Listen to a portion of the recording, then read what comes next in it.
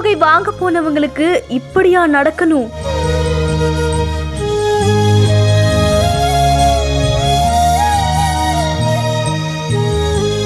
கண்ணிமைக்கும் நேரத்தில் தூக்கி வீசப்பட்ட மூதாட்டி.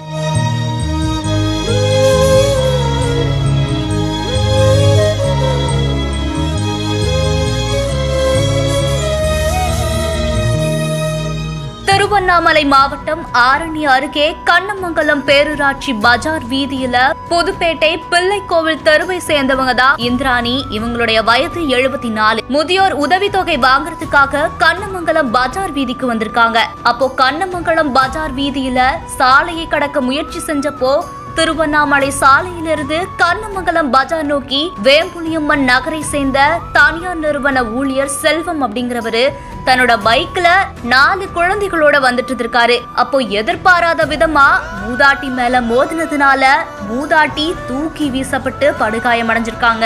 பைக்ல வந்த செல்வம் உட்பட 4 குழந்தைகள் லேசான காயத்தோட தப்புனதா சொல்லப்படுது. உடனே அக்கம் பக்கத்தினர் மூதாட்டிய மீட்டு 108 ஆம்புலன்ஸ் மூலமா வேலூர் அரசு மருத்துவக் கல்லூரி மருத்துவமனைக்கு அனுப்பி வச்சிருக்காங்க. தீவிர சிகிச்சை பிரிவுல அனுமதிக்கப்பட்டு சிகிச்சையில இருந்துட்டு வந்த நிலைமையில தான் மூதாட்டி இந்திராணி சிகிச்சை பலன் இல்லாம உயிரிழந்திருக்காங்க.